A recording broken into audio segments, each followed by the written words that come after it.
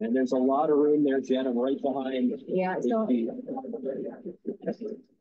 there it's pretty much wide open. Just not quite enough ice. Think that's enough? They're gonna try now. Team Canada is gonna try to get 1 point. They're gonna make an open takeout and stay. And unfortunately, Team US just missed the wrong way with the struggles on the side of the ice where we've seen a few misses. They wanted to make sure that guard did not over curl, and if anything, force Team Canada to play that same turn. She just missed. This will be an open hit and stay for Team Canada, but against three.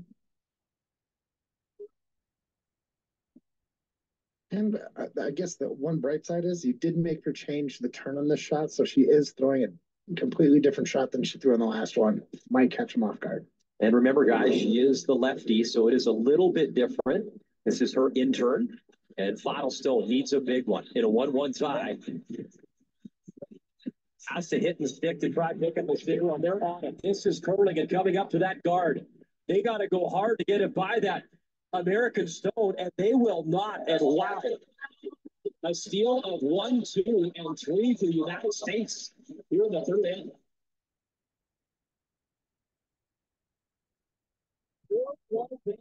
Three scored points for Team USA. We're clapping it all right.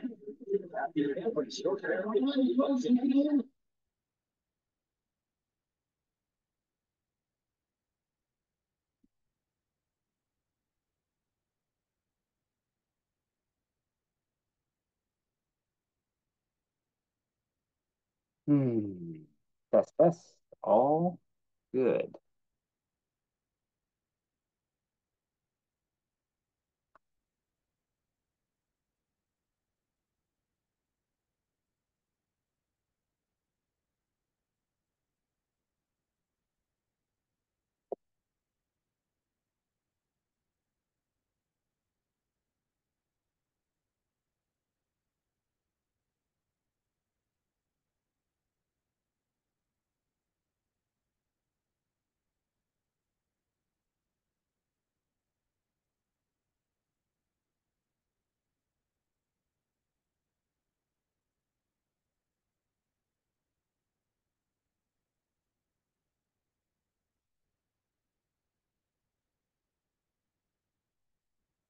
Hey, Mr. Bertram. Can you hear me? Can I hear you? Let's. I think you need to unmute. I'm in. You are. All right, man. Awesome. Dude, hi. How you doing, man? Good. Busy as always, but All good. I'm good. Yeah, that game is crazy. Tons of misses, right? Tons. That last end was bonkers. I think it's a testament to how different that championship ice plays to club curling, because these are club curling teams, right? Right. So limited experience, so it's so much faster and it has so much curl. Yeah, they've missed both sides though. But yeah, I mean 100% that like most of their misses have been over curls for sure. And if you look at their releases, they are all like they're kind of they're not positive in any shape or way, shape or form. They're just like kind of limp releases. Yeah, I don't know. It's it's fun and funny to watch it on TV though. Because it's Right. just like I've seen games like this all the time. Right. I mean, we do it all the time. Yeah. Right. So I don't know. All you have to do is throw a stone in anywhere in the 8 foot, and all of a sudden you're throwing it through. It's like, oh, Yeah. okay, come Yeah. on. Bonkers. Bonkers. But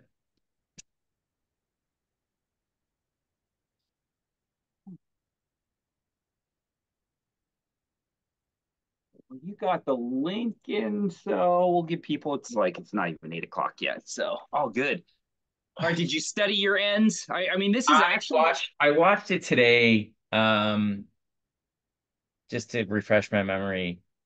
And yeah, we'll get into it. I actually don't like the one I gave up a bunch.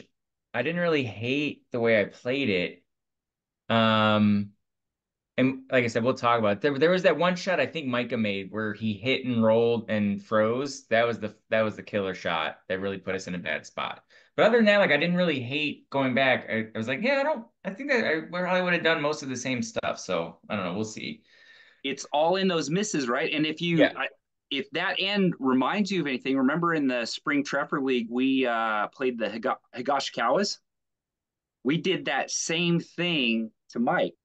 Right. And he made this, instead of the decision you made, which was to kind of come deep through the center line and deep in the 4 foot, he elected to go around the wide side and come in that way.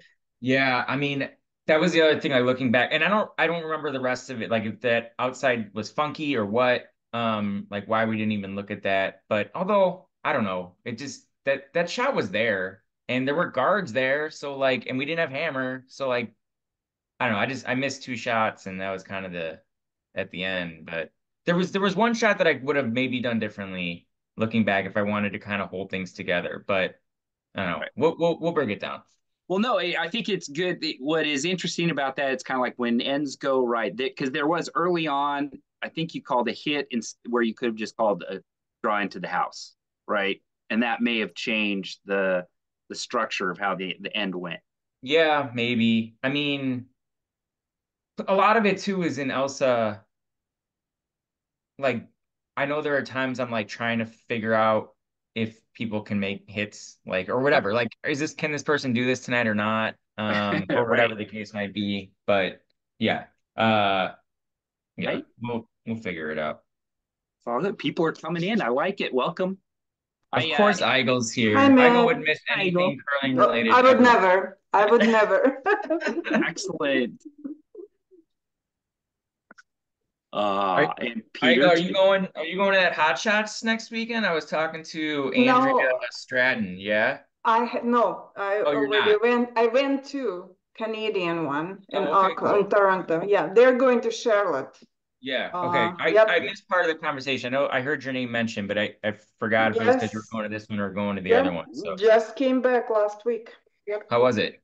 It was good. It was good. Good. I just wish, like, I think I should have said something that I'm a skip or something because I felt like it was a little bit more for beginners. Like they divided to groups that are like a Yeah. very low level and higher. And it was like, oh, my group was like so slow and everything. And like they didn't teach us, our particular group, to do the hits, the takeouts. That's why I went there. And they're like Yeah. Yeah. other like weights, like this is super important. And they were not teaching us. They were teaching us how time, like those other things. Oh yeah. Oh I really? That's All the should have basic unfortunate. stuff, right? I should have lied and said that I've been curling like for 5 years. I think. I mean, you've probably curled enough that you're like as if you would curl for 5 years. Right. Every time I go to the club, you're curling. Yeah, I know, right? No, but basics is good. Basics is very good. It's very important, right? There's all this setup, like it's wow. I've been doing everything wrong. Everything that I've learned. No, not offense, Matt. Of course No, not. no, It no, just not taken. it's just like it has to sink in, I think. Eventually it will. Yep. Hey, it's whatever. Like everybody has a different journey and story, so it's like whatever clicks. It's, but you have to expose yourself to a lot of those different opportunities because at some point it will click and it'll fit you and what you want to do. So that's the good part. Exactly. Yep. Cool.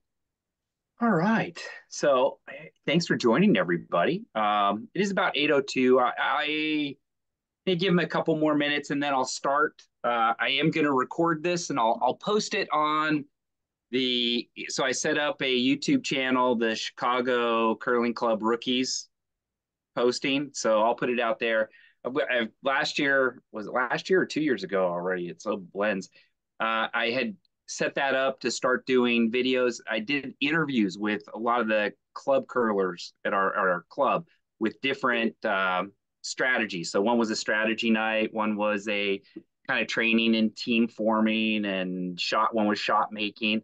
We had Tate and Carrie and Lori and lots of the club members. Kaylee. I don't know if Scott was there. No, Scott wasn't there. But lots of good players who gave us some really kind of cool insight. Trey Bond was there, so kind of a diverse perspective, which is good. So a little bit about tonight. Well, shoot, what is it? 8:04. Yeah, let's get this thing going Yeah, on a I show think on the we road. might have gotten usurped a little by the Everest Club Championships, but I don't stealing blame. our audience. But we'll Ah, post it for posterity's sake. there you go. And then we've got it's going over here. So see what's happening. All right. So can everybody see the screen? Yep. All right, excellent. So tonight, this is the inaugural volume 1 of the curling strategy kind of advance. Now that I've turned rookies over to Peter, thank you, Peter, for taking that over. I can now direct my time to. I mean, I really want to get into the strategy side and see if there isn't a way to really raise the game up on the more advanced side. So people who want to get into this and really learn strategy, get some of those advanced tips, and see if we can accelerate so that we start dominating our area here and CCC dominates in the competitive side. So tonight, I'm going to lay out the agenda. Come on. All right, the agenda. So we'll go over, spend a little bit of time talking about beginning of the year ice conditions at CCC. Always good to kind of talk about how the ice starts out and the rocks start out because they're roughed up, how that affects kind of your curling and the strategy that you may use. Then we're going to go 2 ends, a strategy discussion from a skip v skip point of view. I always love commentary, and if you look at our streaming commentary, games with commentary always get a lot more views, which is terrific. But as I was thinking about it, I said, wouldn't it be cool if you could talk to the skips and get into their heads? What are they thinking? What are they trying to do to the opponent? So you can get a general sense of what goes into calling a game and how the strategy may build or change in an end and how shots are kind of going down the path. And then we're going to end with why stones curl. I think I've got a good insight onto that, and I'll share some of that information. And then open it up to questions and everybody who's present kind of, I want you to feel free to kind of kick in throughout the commentary or throughout the presentation tonight. But at the end, any feedback or thoughts or ideas that you had, what worked, what didn't work, and what might work in the future, we can kind of hone this process down and become really cool and meaningful and actually give people things that are worthwhile. Sound good to everybody? Sounds good. Right. Cool. All right. Ice conditions, start of the season. So there are a couple things that you should always know going into the first of when the season starts. Number one, it's new ice. So even though it's been laid down now and will have been kind of freezing over about a 30-day period, it's still relatively new ice. And because they do it at such a layer, it's amazing how ice conditions and that temperature, before he gets the humidity and the ice and the freezing point all down, you can come in and have wildly different experiences on the ice. It can be straight, it can be frosty, it can run, all sorts of crazy stuff. But in general, when it starts, it's a little bit on the slower side just because it is new ice. Also, the rocks have been sandpapered. So Ryan does a great job of keeping the rocks at premium curling. And to do that, he'll sand the stones. That's why you get an awful lot of curl at the beginning of the year and then after the break when we come back after he sanded again. And that just means you have to really watch your lines. You have to give a little extra broom to the draws and even to the hits. It can be affected. And then another thing to think about too is last year they got a new nipper, and in the past we had kind of W-shaped ice. And what that means is, and this graphic here kind of shows you, this is the 12-foot, 8-foot, 4-foot center line, and then the other side. So from the house, if you're looking straight across the ice, we have a little crown in the center line of our ice. That's why those stones that are thrown inside out, they fall more or curl more on draws and hits as opposed to when you're coming in. Now, there's also an effect if you go out into the 12-foot, stones that are thrown from outside in don't curl as much. So you've got to adjust your broom by about a broom length to a quarter of a rock tighter than you would normally call a relative same speed hit than if it were in the 4-foot as an example. And a large part of this now we're getting into kind of this crowned hump. It's more of like a really short pyramid, and it's because this nipper, instead of a nipper only going about 6 feet and having to make 3 passes, it's a 8 or 12-foot nipper, and they only have to make 2 passes. So the way that the ice goes, you can even see it here. You see these shavings? Well, that means it's digging into a lot more ice out here than it is right here, and that's causing a buildup over time of that center line to just be high. So things to think about: spoken on the center, inside curls more, outside curls less. And just a little bit of data that I analyzed. It's sample data, so not enough to be statistically relevant, but it suggests about 70% of those outside in shots that are broomed in the 8 to 12-foot area go wide. And there's a couple of reasons. It's just not ice conditions. People aren't, it's not as common for curlers to curl on that angle, that wide angle. They're used to throwing it down the center usually. So getting out to that far end can be hard sometimes. People can kind of give it a little extra heave on hits, and those things cause it to drift wide. So there's a lot of things that go into it, but the ice is one of the conditions that it certainly goes into it. Any questions? All right, nope. Awesome. Well, let's get into. Oh, go ahead. What's the curl do you think is going to be at the beginning of the? If you want to get into the button, where do you need to put the broom? I would start at the beginning of the year. I'd start in the middle of the 12-foot and just see how it goes. You have to keep watching rocks, because this is the time of year that one rock may act a lot different than another rock. We're all human, so you may not sand it the same way every time. So this is where you get different rock characteristics, cutters and pigs and etc. So start at the middle of the 12, so a little bit wider than normal.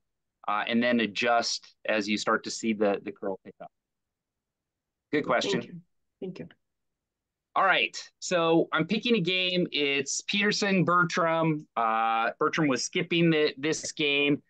We're going to jump to the 5th end, and this is an example of, so it'll be Eric and I kind of going back and forth and reliving this end shot by shot. So giving a little bit of a background, this is an Ailsa Craig Winter game. So pretty well mixed teams. You have some experience and some newer curlers. It's a somewhat evenly matched. Bertram and Coverley are experienced and talented back end, but they had some newer front end curlers, and one person who was on a stick, I think, due to an injury. So she was just getting used to that. So that can kind of cause some disruption. I had a brand new lead who had just started a couple of weeks, but then I had the traditional Ailsa of Steve and Micah, 1 day a week curlers, about the same. So let's get into the start. Can everybody see it? Not yet. Not yet. Not YouTube. Probably different screen. Is it a different screen? Or not? Nope. Okay, it isn't. I will share the right one. Hi, everybody. All right.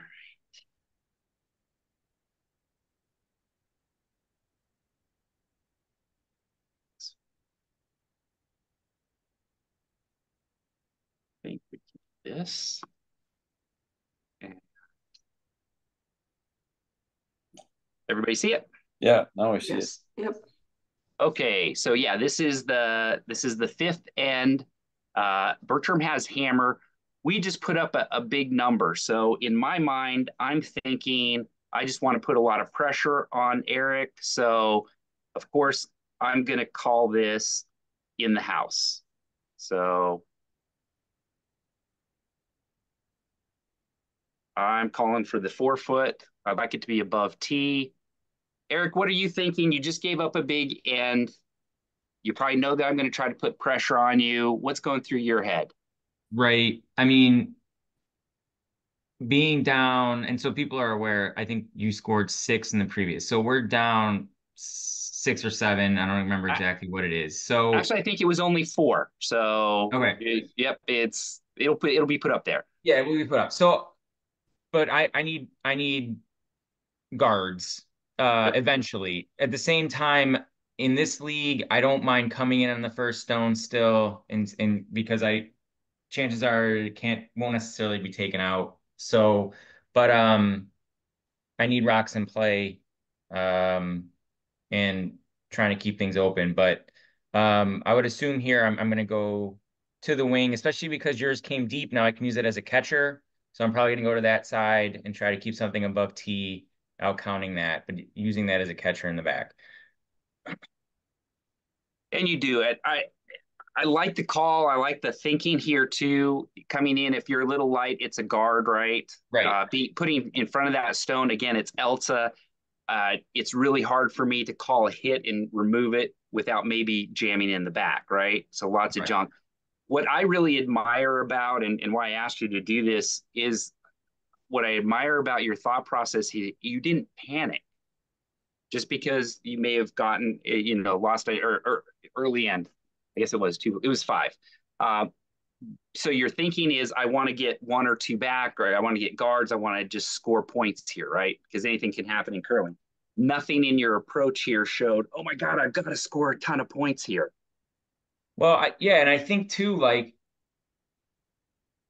in order to score points, you need to kind of play a slower setup end. There's no quick way, I think, to score points other than, slowly building up an end, and throwing those guards and throwing and for you guys, like I like that yellow rock in the back. Like that's useful for me potentially. So like, I don't want to force anything that makes that rock go away prematurely. And because that rock can protect some of my rocks as the end moves along. Yeah, no, I was mad because it went behind the T line. I'm going because now that helps you, right? I mean, Right. it's no good to me. So I continue to put pressure here. I want it in the house. I want to bring stones in the house and just start to pile it up, but still stay above T. Right. So I have something to kind of run in on you if And I have to. even though you're sitting 2 here, like I can't touch that front one, even though it's in the house, or I don't want to. My play here again is to try to put one in the wing, and try to build an end and hopefully deal with that rock in the top later. So now, do you feel like you couldn't hit it? I mean, you could tap it back, right? I could tap it. I could have kind of like pushed it back and rolled over to a side, but at this point, I don't mind going to a wing, Right. and dealing with that in the future. Yeah, no, I thought it's a great call. I liked you gave the curler the same shot on the same line as well. You didn't try to get too crafty, outthink yourself. And clearly she got a lot better on that broom and on this line. You're sitting shot on this. Yeah, when I watched this earlier to kind of refresh my memory, I gotta believe I'm shot just the way the end plays out, but it is pretty close. But I think I must be shot. And I just want to hit it. I actually don't even mind if it runs back into my catcher in the back. And Right. as long as it gets rid of that stone, that would be helping me. Right. But a miss So there this, isn't good. yeah, so that's obviously the miss is useful, and this is kind of my first decision. I can go to the other side and kind of split the house. I kind of choose this to go this way because it gives me some options. If we're wide, we can come around it. I call the bump, hoping that either it pushes it straight back, or if it's a diagonal raise, I could still be having 2 in the house. Or you'll see what ends up is the other option for where this rock could possibly go. Did you spend much time on splitting the house here? Uh, no. I just thought we had coming this way. It's a different line, but we kind of know the speed more. And I just like the bump. I think the outcomes here are just better. Well, you're With playing to options that moving side. You're getting to know that side. Like you say, there's a comfort level with the ice you're starting to get. So that helps everybody on your team, right? Yeah. So this is I guess maybe the miss I least wanted, in that now we're clogging up the middle a little bit. But at the same point, we're shot, and that's a perfectly fine miss 9 times out of 10. Without a doubt, yeah. No, the result was perfect. Like I liked your call there just because you had so many. You could have had the bump straight back, and that's a good result. They could have Yeah, split, there you were know, if they four, ticked. kind of four good results that came out of that. Even And if if it I was shot overcurled hitting and bumped guard, into the wouldn't have been yellow. awful either. Yeah, right. Yeah, no, it was all good outcomes, and they made a really good shot. And then this one, Oh yeah, just you get a a little lucky hair on wide. this. But I mean, not at all what you wanted, but you do get a shot kind of at least useful out of it. Well, it's one reason why I'll say it's not a bad idea to call hack weight hits Sure. with less experienced curlers or newer curlers, just because the lower weight can give your miss hits chances to still stay in play, and that's what happened here. Yep. Agreed. So, I mean, again, I'm kind of left with similar options. I could still split the house and kind of come behind yours, but that might be an easier run back. But we just threw it.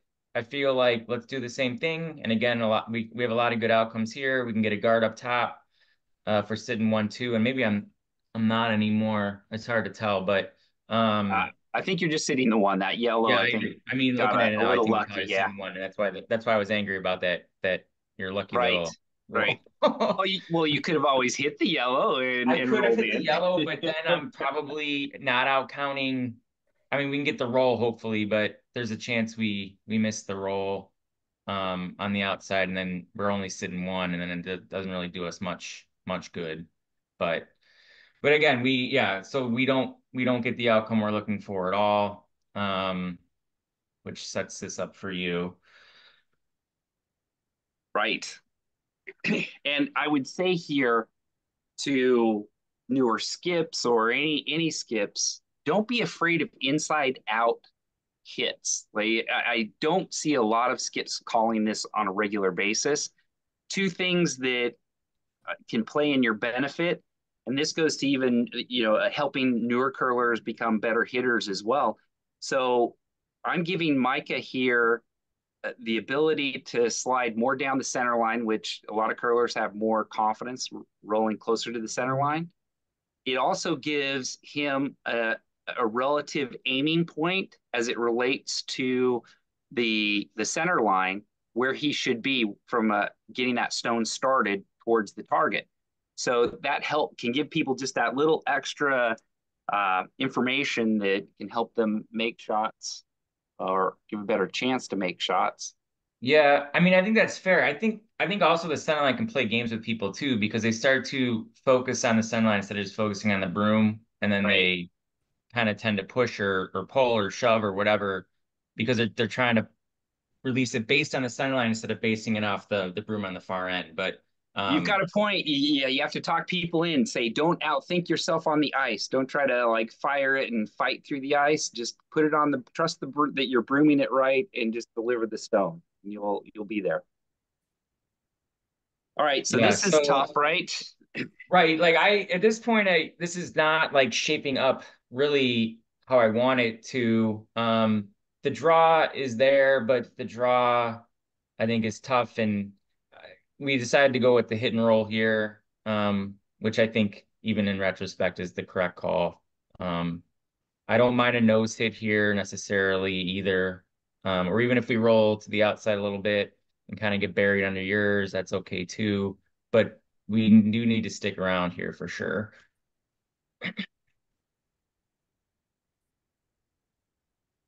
And we more or less do kind of hit and stick, a little bit of a roll, but it's wide open. Yeah, it's not bad. Is there any thought to just drawing down into those yellows? I know a freeze is a really tough shot, but I mean, I can't say that even when I rewatched it, that I really considered that as an yeah, option. And I think probably looking part of that too was that I was still a little thunderstruck from the last end when I didn't hit at some times, and kind of left myself a mess to deal with. So I think at this point, given the opportunity to lie two, was probably where my head was at. But yeah, you're not wrong. And like building a big end, if you can kind of draw a freeze into some spots, into some pockets that you can use later, then is often a good idea. Yeah, it was a. I mean, it was a great shot. Like if it rolled a little bit more, that would have been okay. But actually, this is better because had you rolled under cover, I would have just taken that chance to run the yellow back, and even if I missed, it would have opened those reds up. Right Right. now, that double. I don't think is there. Even though I'm going to try for it here, the call really is a nose hit. But if it happens to hang wide and we get a double, I'm okay with that too. Right.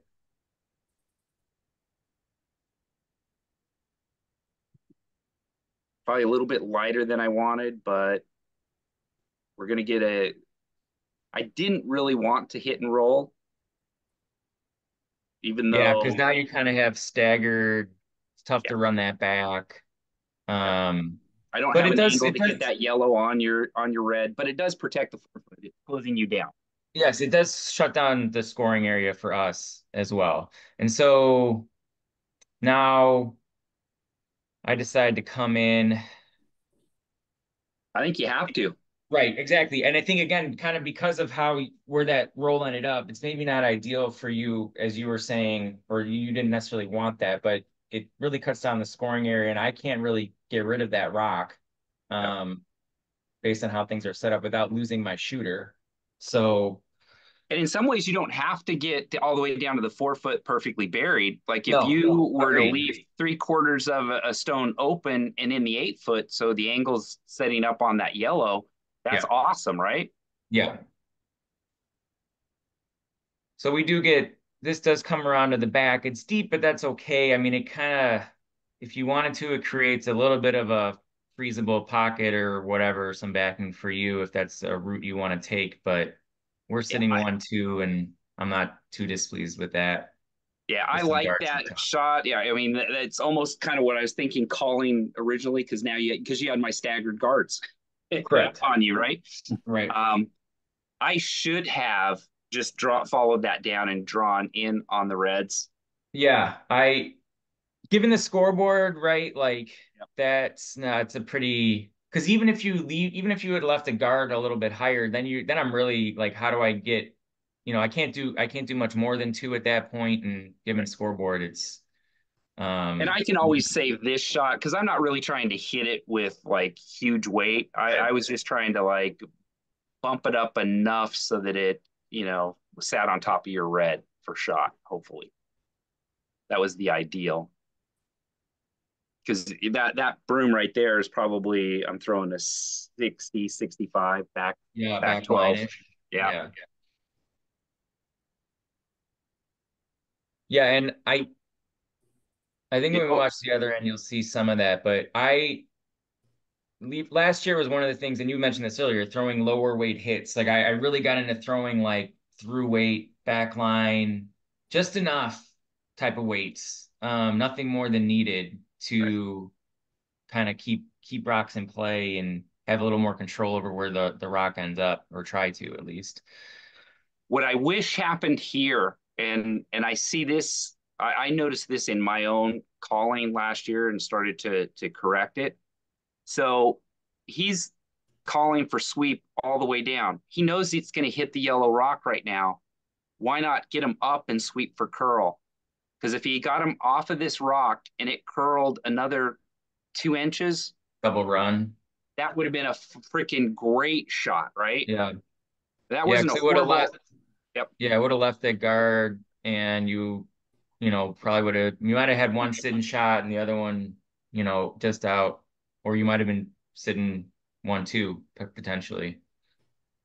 So I love your discussion here. One of the reasons why I wanted to say, so I love that call of just throwing a freeze right down into that pocket. Yeah, I Uh, think that probably Stephen, I mean, I don't remember at this point. Stephen might have been advocating for the freeze. I obviously, I think if we make this double, that's a pretty good spot to be in too, though. But the freeze might have been safer in that. What do you do then? Like, how can it you? sets you up for a bit that a 3-end. Right. I think even more. A 4 potentially. Yep. Yeah. Yeah. Yeah. So double is hitting that yellow inside and Yeah, it's the other hitting the one, lower right? rock on the inside and coming across, and then it would sit kind of right in it would sit in that pocket. It would, or the pocket would be gone, but it would sit where the pocket is right now. And kind of be guarding those 2 back stones a little Do you bit. remember what weight call you had here? Oh God. I mean, based on that broom, I would assume it's at least control. See, I would advocate you could even bring that down to like hack weight. Yeah, I mean, because those rocks didn't have to get, because you didn't have to remove it, right? You didn't have to remove that second one. As long as you hit that yellow one and you miss your back. Yeah. Yeah. And we had that. It was late movement. It really broke pretty hard just past hog line. I think you saw me raise my hands in frustration because I thought we had it. Yeah, just needed to be swept. Yep. Yeah, late. And I don't know. Yeah. I've messed up so many calls for Steven. So I'm not going to be angry that no, we missed a sweet call there. So your hit can be tricky sometimes in that handle. You get a little bit more break at the end. Right. And it was tough because you did have that, there was that rock up top that we kind of had to skinny a little bit to make them both go away. So yeah, the late break was unfortunate because I think we had it for the most part with a little bit of sweeping just to hold it at the end. And I absolutely should have just thrown the same weight, but now I'm thinking I just wanted to rip it and double those reds out. And I knew I had to hit it hard because it was probably going to hit that yellow in the back, and I just wanted to careen it off. And it was ended up too wide. Yeah. So, I mean, here I have, given the scoreboard, I have no choice but to go for the double. Yeah. And again, I don't think I called crazy weight here. Again, it was kind of just hit the rock in the right spot, and you need them just to move outside the 8-foot, and you just threw on this line, which was good, and so we got to see it. Yeah, we knew the line, and as long as we kind of caught, I think nose was enough, but I think just across was ideal. Just to make sure. Nose is right. Getting across, you may have jammed it. You want to stay nose or a little bit to the right. Oh, I didn't mean. Sorry, stay on the high side is what I meant. Yep, sorry. You got it. Yeah. No, you're right. Singing the other room, but yeah. My brain is still not back into curling mode, my friend. Yeah. Right. Yeah. So good release, good delivery, and there they are holding it. I think just to try to stay high, we ended up getting, I think, basically nose. And again, it was not crazy weight, but it was enough to move the rocks and get our 2. So yeah. And I was pissed. I was like, damn. No, it was a great shot. I mean, as far as doubles go, that one's pretty lined up. It's a shot 2 years ago. I'd put my odds at making not very high, and it's a shot last year that I got pretty confident at making. So, those always feel good though. Yeah, no, hey, it's well executed, and it's not easy, especially you didn't make the prior one, so that was already in your head. So coming back and making it was terrific. And kind of what you said earlier too, when you had, you chose to throw higher weight, just to move some stuff. Sometimes you found that that can create some bad results because you overthrow, you miss your spot or whatever. Just throw what you're comfortable with, throw what you know. You just need and know how far you need to move the rocks and move them just enough. Right, exactly. No, and it was perfect. It was a great shot. So Thanks. and good end, well played. Just and it had to be in a great confidence builder to then just kind of close out the game and kind of push. So yeah, very good. It's nice. And one thing I think, especially in club curling, and maybe especially in Ailsa, like as a skip, it's like knowing, having your backup shots. And even when you're talking about like knowing when you need to switch your sweeping call mid shot, like knowing what your backup shot is on a shot, um, and your backup options. And that absolutely goes into some of my shot calling for better or worse. I think sometimes I overthink it. Instead of, you know, calling necessarily the right shot, it's useful to have a shot that has a bunch of backup options. But I would say it's also good not to fall in a trap of trying to like cover 40 different options. Like if the shot is the right call, call the shot and make the shot. And you'll see in the next end that we watch, like I don't hate some of the shots I called at points. We just didn't make the shot, and that's going to happen too. So, Well, this game is execution. Everybody right, can be that. You can call the right strategy and still lose games. I've done plenty of right. that. You can see where Tate's influence has kind of playing with Tate has influenced some of your decision making there, which is good. I mean, he's a super solid skip. So, and he'll broom it in ways that naturally give you multiple options. So it's good. All right, so we're going to move back and end in the fourth and kind of see how the game kind of started. So this was a weird game in that it started. We got a steal, and then we got another steal, and then you came back and scored, two. I thought really easily on us. So I looked at this coming back in the fourth. I felt I had to really score one. Just we're in the even ends. It's Ailsa. That gives us an advantage with the Rocks. But I would really like to score more, try to answer your two back and Yeah, make I sure that and I think from my perspective, down one, we're looking to steal for sure. And my as a skip, what I would like to avoid is two or more, and we'll see.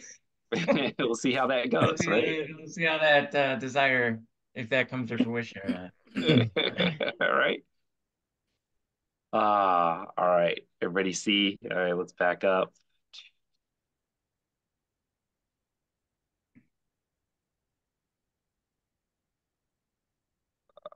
Sorry. I had it queued up, but all right, here we go. So your first call, let's back up. Where did you tell him to put it? So you're going top of the house. So Yeah, I'm bringing it in. Again, interesting call unfortunately, because you're playing me, right? You bring it in the house, so I'm gonna more than likely go after it, right? yeah, true. But again, like I don't hate that necessarily. Um, but again, in a way, it's an Elsa strategy too. Like I don't mind throwing in the house because the odds that the other team's lead can make hits Is is low.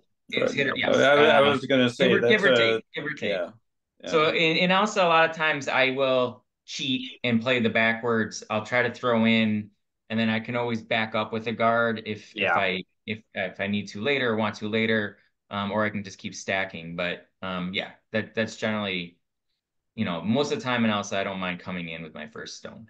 right. No, I think it's good, and if I couldn't hit it or didn't have confidence that we're hitting that night, I just want to come down and sit on your stone. Right. So That's that's how always I'd come back and challenge it. yeah. So we do end up And with that's a it great over shot. curls, but it's not a bad shot. Yeah, the weight's great. Just kind of over curl a little bit. So. And I ignore it because yes, it's Elsa and we're not hitting. So I just want to get a stone in play and kind of switch it back to you and say, hey, if you want to try to hit it and maybe miss, go ahead, right? Yeah, that's very prescient of you. Because you'll see what I believe I do try to hit it here.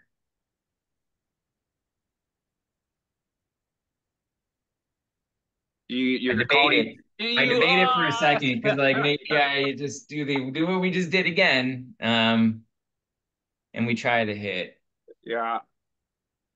So if you had more confidence in your lead, would you try to throw a freeze? Um, If you go no. back to his first call here, though, he was tempted. Like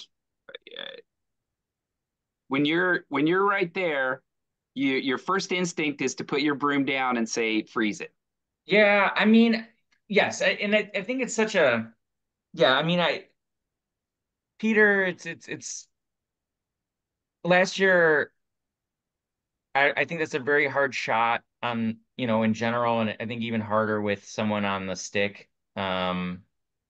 So yeah, I think that thought crossed my mind. Could have also just kind of put another, center rock in the center again too, and ignored that as well. But um, Peter, Yeah, both I Eric mean, too. I'm not I would. saying that if you had somebody that you thought can make a freeze, which is one of the toughest shots out there, is making a decent freeze, is would that be the shot to call, or is Well, there and something else? I think that's more the answer because it's we get kind of caught up. At least I hear it in the club a lot. We get kind of caught up in who's the one who's throwing the stone? Can they hit or that? Well, sure, yeah, that is a consideration, but you also have to call kind of your strategy and what you're trying to achieve. So go back to how Eric set this up saying, I don't want to give up more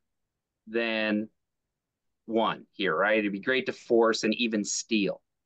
And to me, when I read what's going through his body language, he knows the right call, I think, and I don't want to speak for you, Eric, is to draw down. Whether you're freeze or you're in front, that's great. But there is such, if you were to hit and stick on this, you're sitting two in the house, that puts you in a real good position. And sometimes that desire to be in that good position overcomes that. I know I should just draw it in here and get more stones in play yeah, and I mean, see how this rolls out. I think like I I think I usually would not draw to the wing though, like Yeah. without hammer. Like I mean I think in this position the call is either put one what I call in the first shot, which is put a guard or put one in the house in the center. Or I don't mind the hit. I really don't mind. I still don't mind the hit being conservative Yeah. and defensive and trying to just keep you off the board and hold you to one potentially. Yeah. So Yeah, but we miss. but yeah, and it comes down then the execution side, and it's like, Right. oh no, miss. Yes. Yes. So No, now, that's right. So then it makes it pretty easy, I think pretty easy call for you. yeah, Look, there's little downside to trying to remove my stone here. right, it Having is one already in the wing. right. If I miss, then you're back in the same predicament that you had. If we make it, then that's where we've kind of flipped the script. And I had to hit this. I felt like I had to hit this stone. I felt like I had to hit this stone just because you're sitting shot. Not that you have to be shot after every throw, but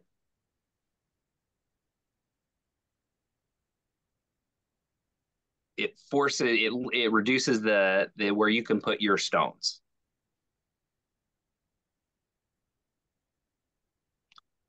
And he threw a really light Yeah, he weight, threw a really good nice rock. hit. Yep, well swept.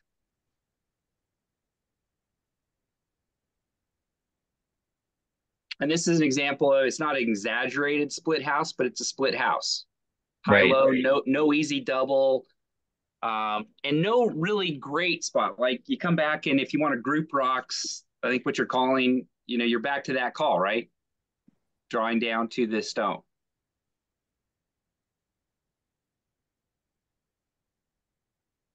And I think it's absolutely the right call. Even though it may be in the wings, you're still, uh, it would still be a great freeze, and it shrinks down the scoring area that I might have.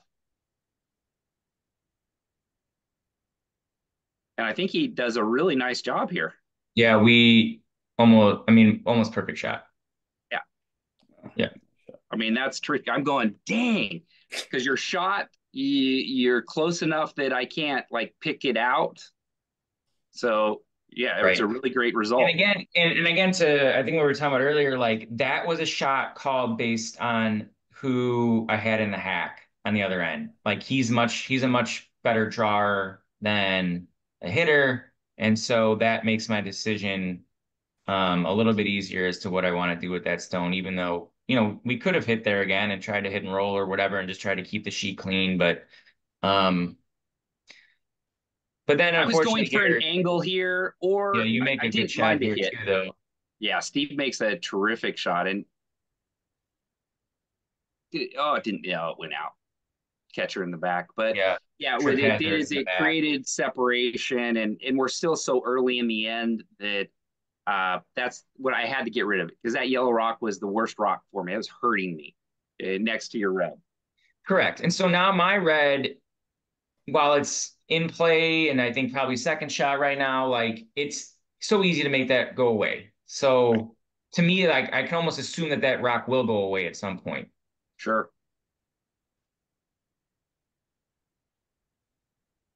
Do you ever consider freezing back down on the Yellowstone? I mean, yes. I mean, that is an option. I think like as we get pushed further and further up, um, it becomes like less usable, Right. the shot that I threw. But yeah, I mean, that was certainly an option. And, again, execution wise, based on how it ended up, he just threw it. So, Right. like, He maybe did. that was probably a better option than having Right. him throw the opposite way across the center line to try to get buried. Right.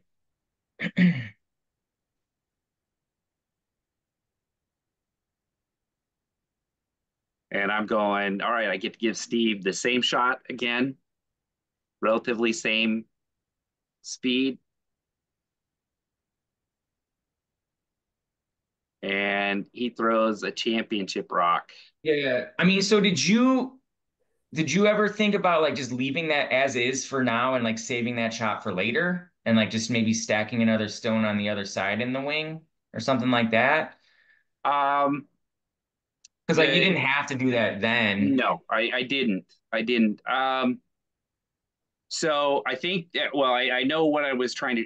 He had just thrown the shot, and if I Yeah. could bump your Yeah. redstone back again, I'm in a great spot. Yeah, no. I So mean, it's a good yeah, spot, and we just talked about, the benefits, especially in club curling, of having someone throw the same shot twice. There's that comfort level there, and he made the shot, and that's 99% of the battle. So, and um, I love that your redstone stayed in play. right. Yeah, Like we talked about that that in the now last becomes a time. For catcher. you Yep. with hammer, that's can be a useful stone for you. Because it makes the double. If you try to throw the double, there's a chance uh, that it'll catch on your Yep, there's a redstone. jam possibility there. But I think I'm starting at this point, I'm starting to sense danger. I have Yep. alarms going off. So I have Steven tee up a potential double here. Right. Try for that. And I'm still thinking in my mind thought too is I want to get two. So Sure. I'm And at this point, unfortunately, I'm probably thinking let's not give up more than two. right.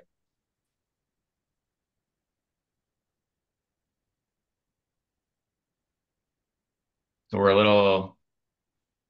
Yep. just a little high, and we don't get that top rock to go, but useful. We don't stick Very. around, but we do get rid of one of yours.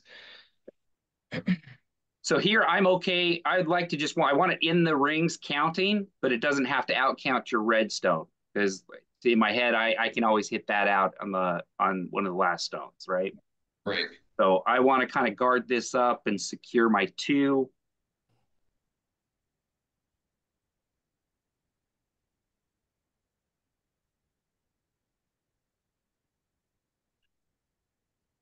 Yeah, and I think one thing, like, hopefully people have noticed that red rock up top, complicating things, I think, for both of us a little bit, as far as what we can or can't do coming in. I can't hit, or it makes it harder to hit both of those rocks now, Yep. because I got my own red rock sitting up top. Mhm. So it went a lot deeper than I thought, and it over curled, but it ended up in a way it created the Christmas tree effect, right? And it kind of forces you to think about where it makes it tricky where you put this stone. right? I mean, I can freeze on shot stone, but it looks like, and I don't hate this call at all either. Kind of again, just barely through weight. There's not a It's lot of hard to room to get get a flop across. over, but I think the yeah, plan is to flop over, but looking at it now, I'm not sure that that's there. There's right. almost not enough room to get across that and actually flop. No. So this is probably, again, it makes a stone go away potentially, but getting our shooter into a position that isn't wide open for another hit is pretty low in retrospect. I know. I love the weight call too. Just keeping it really down. It ensures that We your had, yell, your yeah, we had no choice. And honestly, we couldn't do much better than that. So I don't think there was much chance of us ever getting that rock to roll into a protected position. now this is for me. I really care about the position of this stone. If you see me, I'm really emphasizing that I want to hit and have our shooter roll out into that open area on top Yeah. of your red. Yeah, And the reason is if we were to do the same shot and just stick our Yellowstone on top of it, it makes it too easy for you to freeze down and maybe even sit shot two. right.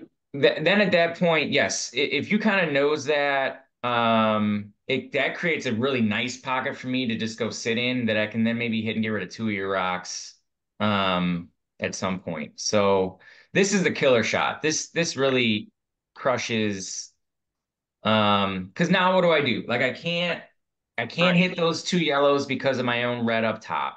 And it was great weight though. Micah threw it Oh yeah, it great was an weight amazing too, shot. right? It was a really smart call, and Micah just crushed it. So, and I can't get rid of that yellow on the side. I mean, You could freeze down to the yeah, I was yellow. gonna say if I freeze onto it, yes, but then you're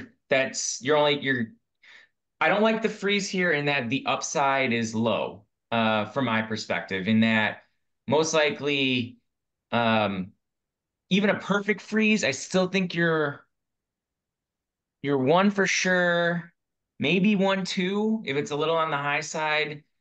It's basically trying to hold you to two or three.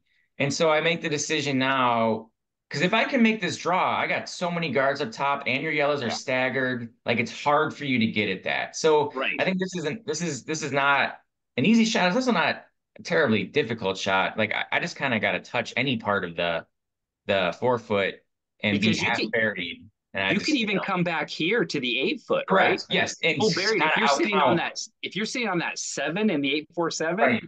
I Mhm. that's agree. Right.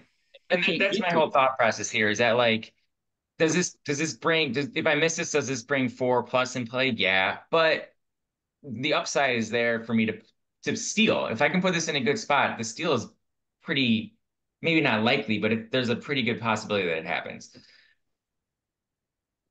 And if you have to do it again, it now gives you good practice. You know the line better, you know the Yeah. weight better.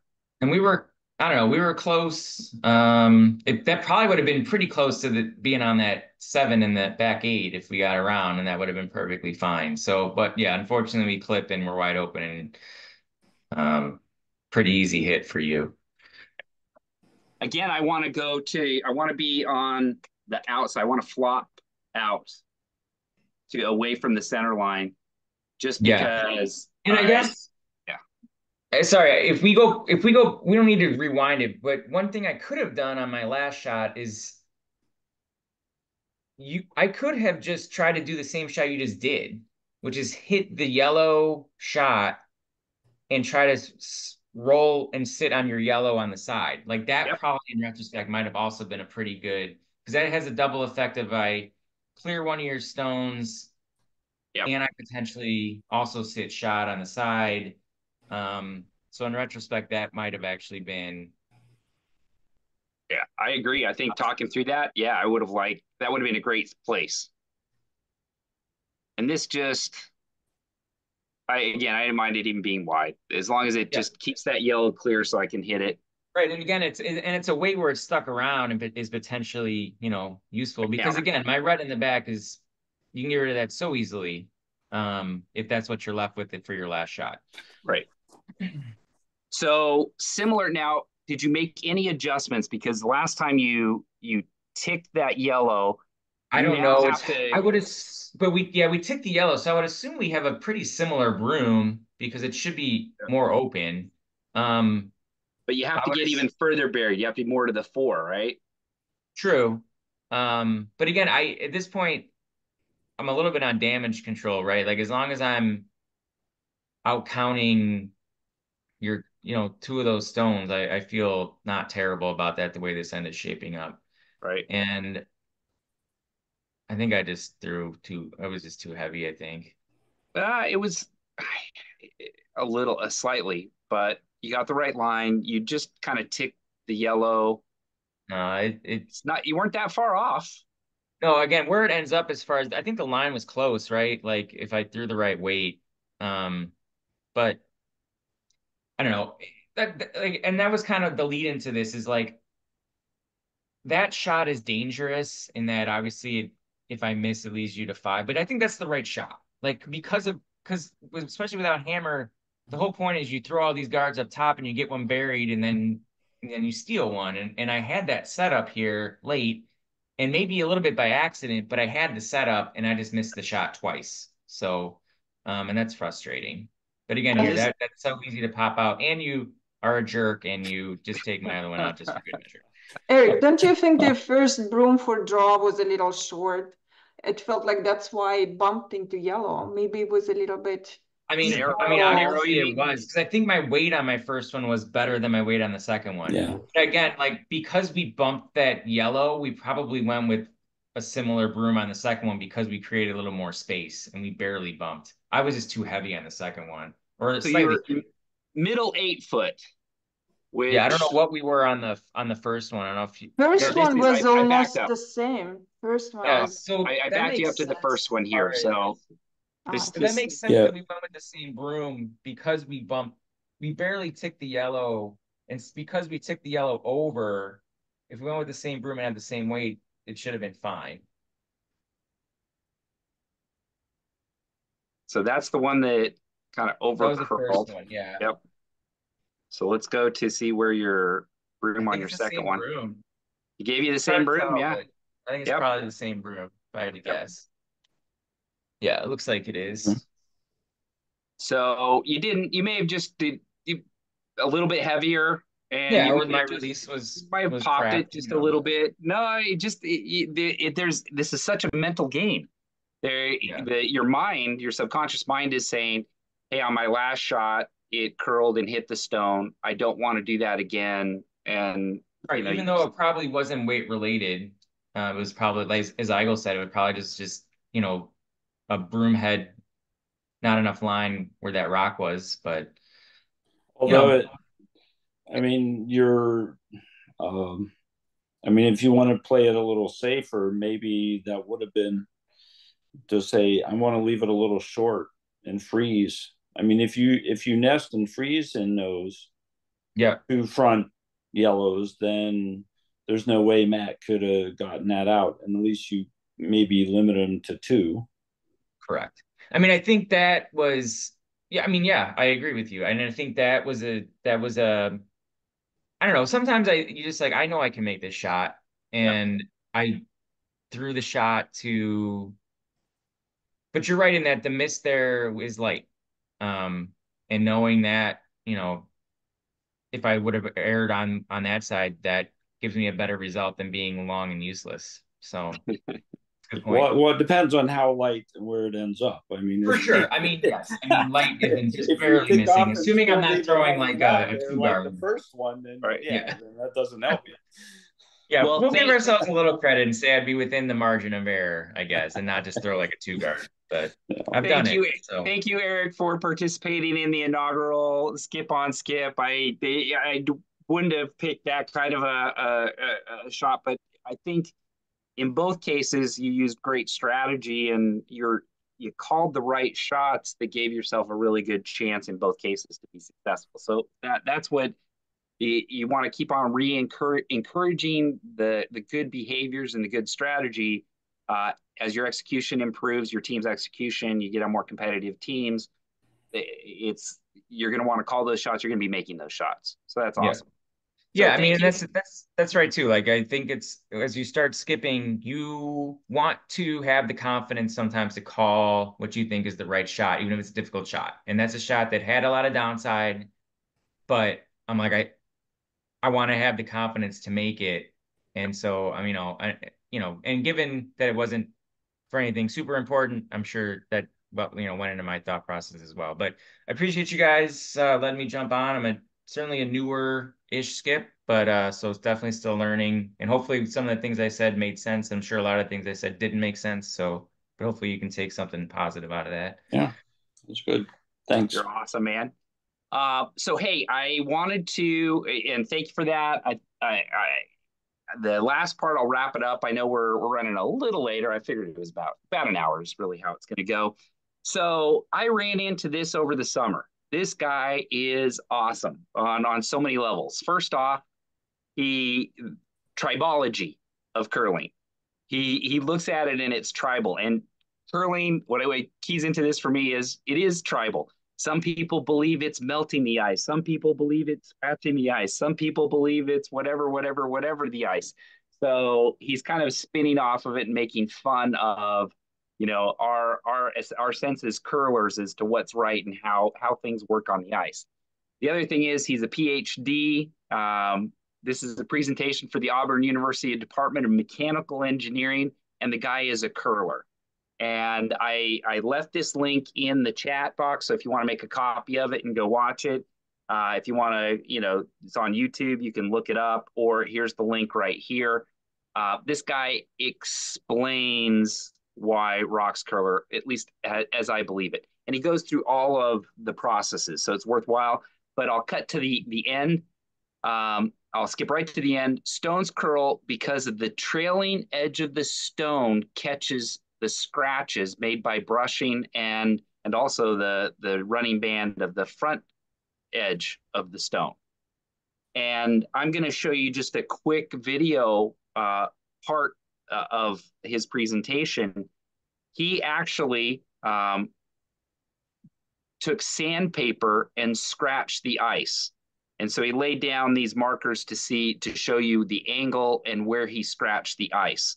So he does 2 experiments. So this ice has been scratched in this direction with sandpaper, and then in this direction with sandpaper. So if you're thinking about your curling, when it starts, you're holding the stone. So you want to push it to the right as it's coming towards you.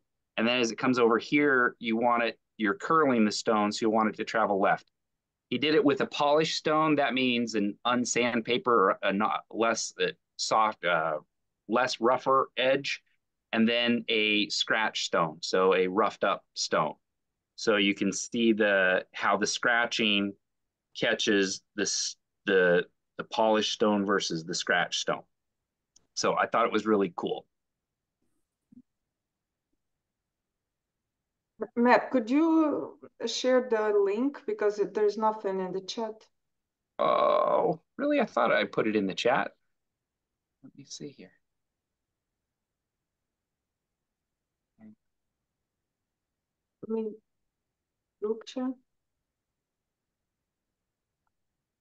How's that? Yep. Oh, sure. Excellent. And you can see the video? Not the video, just Okay. Let's see. your slide. And I got to share.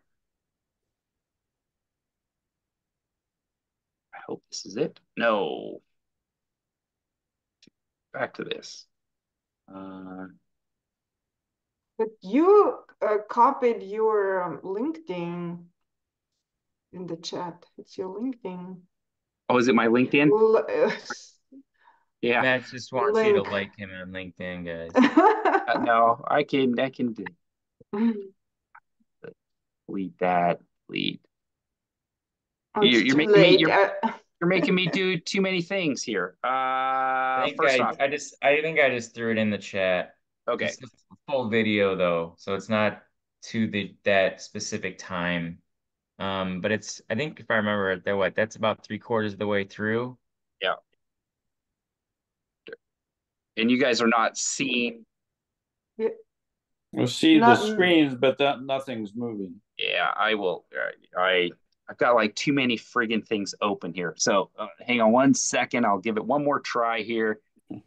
so basically you wanna prove the directional sweeping works, right? That's the whole purpose of that video, right? That That's is the the point. absolute purpose. It is. Let's see here, share. All right, good. Yeah, that's it. Yeah. That is so much better. Okay, so this is the smooth stone. So he's just going to push it down, and you can see. So yeah, see that broom on the ice? Before the broom is the scratches going left to right, and then after the broom closest to as the stone's coming towards us is the scratches going from right to left and on a diagonal. So you kind of see before the broom and after the broom how it interacts with those scratches. Right. So in this case, not much, but a little.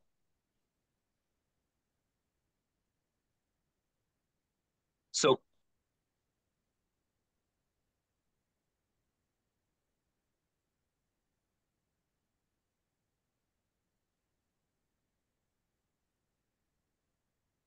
So there crosses the broom and then catches those other.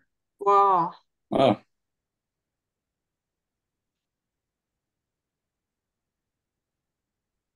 So yeah, I mean, as Matt said, this is really showing that it's friction interaction between the roughened surface of the running band and these scratches produced by sweeping on the ice. How do Is you a guys lot. sweep like knifing or the whole thing? Like this or like this? So I think with the experiments, I think we need to experiment. I may also certainly be experimenting with the ice, but it's about scratching. So angle is the most important. I think that usurps whether you knife it or you do the full edge. Your stroke is equally important. And Eric pointed this out. He had a great observation. You don't, it's not about sweeping on one half of the stone or the other half. You have to go across the full face of the running band and the direction where you want that stone to go. You want to make sure that the scratches are there so that that back running band catches it.